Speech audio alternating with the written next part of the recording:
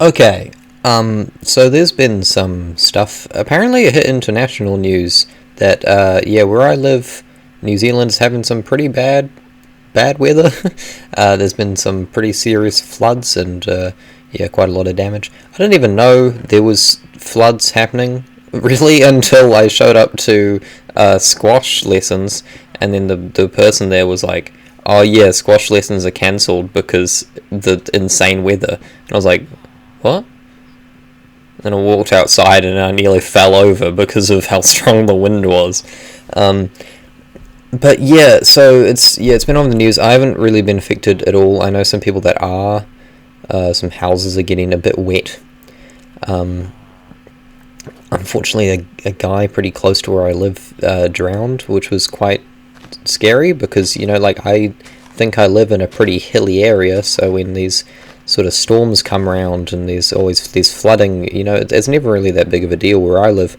But yeah, seeing that story in the news, it's just like, he was 62 years old, but yeah, just dying in a flood, it's like quite, oh no, it could happen to me. Yeah, because like that stream where it happened is like this tiny little stream, but just because of how much water there is, it just went huge. But anyway, the weather today is lovely. Like, I went out, it's Anzac Day. Well, I think it's actually Anzac Day on Monday, but we had Anzac celebrations at school, at least. Well, not celebrations. I think celebrations is the wrong word, but like Anzac is the, like, I don't know what it's called overseas, but it's where we commemorate the war and like respect the people who died in the war. And yeah, my school, like, nearly over 100 people died in the war, which was quite sad. But yeah, it's a boys' school, so. And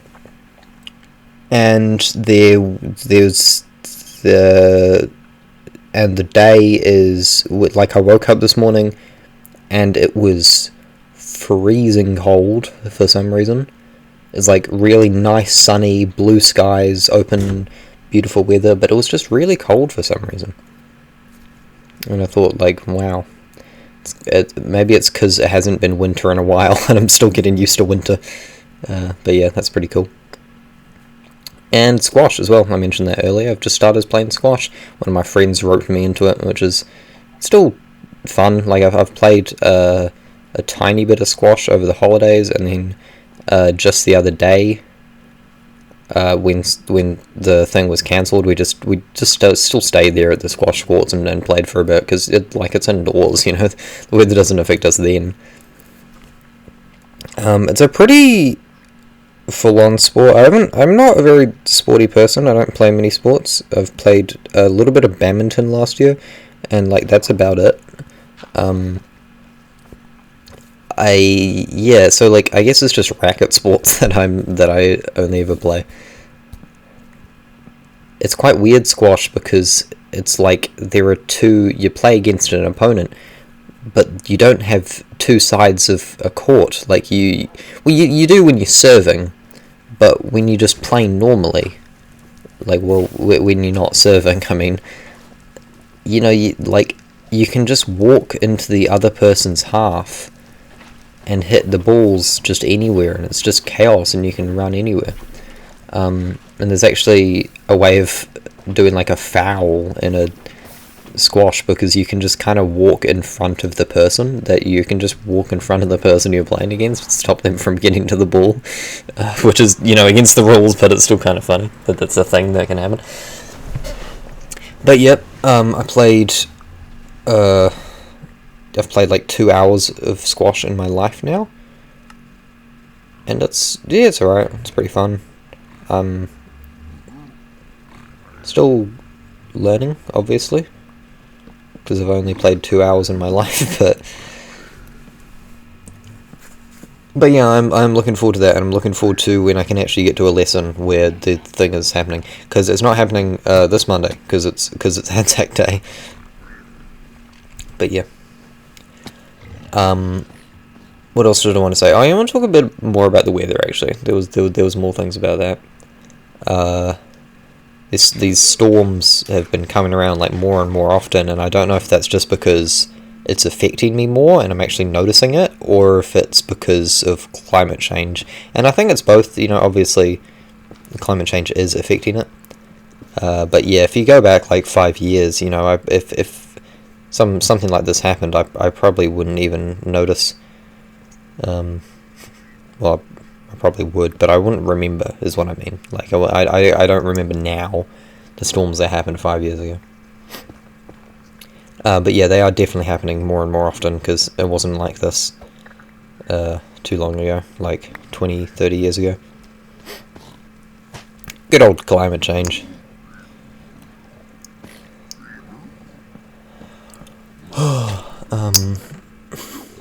Yeah, and then there was one just a few weeks ago, actually. It wasn't even that long ago, and like our fence blew over. I remember, like, I sent a video of that one to the Strides. No, actually, I sent a video of the bad weather we had last year to the Strides Discord, and it wasn't even like that bad. Like that I don't even think that one was like really a storm. It was just quite windy, and I realized, hey, these people I talk to online, they probably don't know what it's like where I live, and I thought it might be cool just to send a video of just my back garden on an exceptionally windy day and said, like, oh yeah, this is the kind of weather we get in Wellington. And they all replied back messages with like, oh, I hope you're safe, that looks so dangerous, and like they made it seem like I was in some like natural disaster or something. And I guess I kind of am, but like it's just quite funny to see the rest of the world's standards for that. But yeah, it's like, yeah, where I live is the windiest city on Earth. We get the highest like wind speeds of any city on Earth. Cities though, not including towns.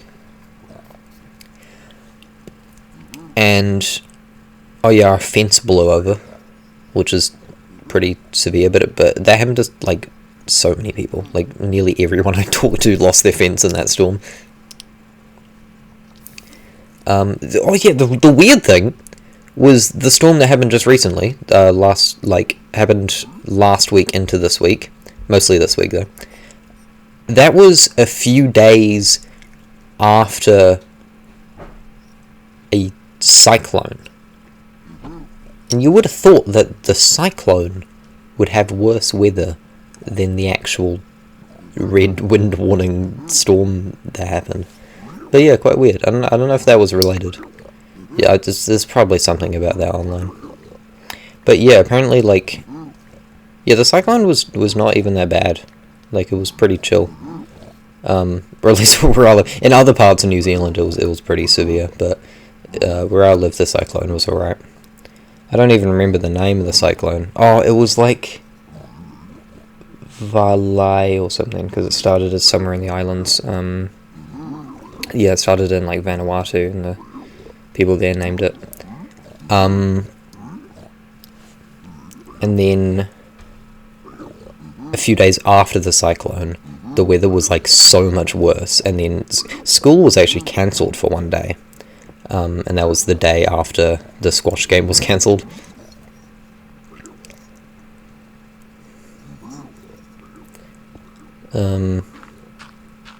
Yeah.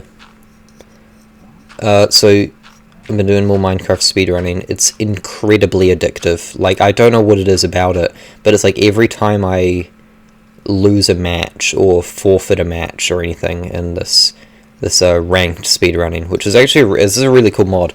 What you do is it generates a random world that the game knows is easy to speedrun. So this one, it generated a seed with a village with iron in the blacksmith, so it knew this is a good seed to speedrun. And I think it also like scans the nether to make sure there's a bastion close enough to speedrun quickly. So like this mod has a bunch of seeds that are like really easy to speedrun, and it's good for like practicing. But well, not exactly easy, but just kind of lucky. Like, Minecraft is such a weird game to speedrun, where like 90% of how fast you go is just dependent on your luck. Like, genuinely, like, so much of this game is dependent on luck. Because everything in the game is decided by a random seed, and you've absolutely no idea what the game is going to look like before you load into it. So it's a weird experience. Like, the only other game I've speedrun is the Splatoon series, where just everything you do is just a precise, like, series of actions you just need to remember. But with Minecraft, you need to remember all the different knowledge of everything. And what Ranked does, which is the mod I'm using, it, like, basically guarantees you will get good luck, and it just allows you to practice on the skills and be able to you know, execute well when you get a good seed like this. And you can play against other people, and actually you have to. I kind of wanted to play single player, but you actually have to be racing against somebody else. So you can see in the top right corner, I'm playing against a person called FaZe Scott, and I'm much further ahead of them because I'm in the fortress and they are only just entering the bastion. Or they're in the bastion. I don't know how far along through the bastion they are. Yeah, Minecraft speedrunning, there's kind of like 4 different steps. You have to get into the nether, then you have to go to a bastion, loot a bastion to get like ender pearls and a bunch of other useful stuff, and then go to a fortress, get blaze rods, go back into the overworld, use math to find out where the stronghold is, then go back into the nether and build another portal at the coordinates where the stronghold is in the nether. And I'm pretty sure in this run I actually messed that up. I actually messed up the stronghold coordinates, and I ended up like a bit away from them, and I had to go like rescan. But I probably won't get up to that in this commentary. I think you might have to watch the next commentary just to see how this amazing speedrun ends. You're watching my PB, which is over 30 minutes, and it's also PB on Ranked, so it's like PB with really good luck. And if you're wondering what PB stands for, it stands for peanut butter. So yeah, my peanut butter is like the fastest time I've ever beaten Minecraft, but that is with amazing luck as well. And that person, FaZe Scott, that I'm playing against, has got the same luck as me. And then that's kind of the important thing, is like they will get the same blaze rod drops, they'll get the same ender pearl drops, so that yeah, like I don't just get an advantage for being faster. But anyway, yeah, it's like every time I lose a match or forfeit a match of this, I always just get the feeling that like I need to try again, and I need to try do it better, you know? And I always want to just keep doing it until I get like a good run. So yeah, I've been doing this a lot, and I don't really know what to do next for YouTube videos, because I don't know if I'll ever make a main channel video about Minecraft speedrunning. I'm just doing this because I'm enjoying it, because it's fun. But the skills that you learn in doing this are very helpful. Like, you know, being able to loot a bastion is just so, like, useful. There's so many items you can get from a bastion, like string, crying obsidian, glowstone, stuff. You will get that from a bastion, and knowing where the gold is so you can loot that, then give it to the piglins to get the items. I still haven't learned every bastion route. I've learned one route per bastion, and I'm calling it there. But I might learn top-down housing. If you know speedrun stuff, that'll kind of make sense. It's like a way of looting a bastion quickly and getting all the stuff. But yeah, got like 40 seconds left. The weekend's coming up. I've got a film project thingy that I'm doing on the weekend, which is pretty exciting. I might talk about that next time. I kind of want to talk about like what projects I have in mind, and for Strides SMP Season 4, which is in like 2 months, but I'm already starting to plan my first video on it, because I'm really looking forward to it, and I've got a really good idea for what video I want to do. applications for Stride Season 4 is now open. If you want to join a fun, cool Minecraft server that's very similar to Hermitcraft in a lot of ways, but with like really tiny YouTubers, then go check out the most recent post on my main channel, where I made a post which definitely wasn't just copy and pasted from the Discord. I wrote that text myself. I didn't copy and paste it. Yeah, and I'm very looking forward to Stride Season 4. Like, we've already got like 6 applicants.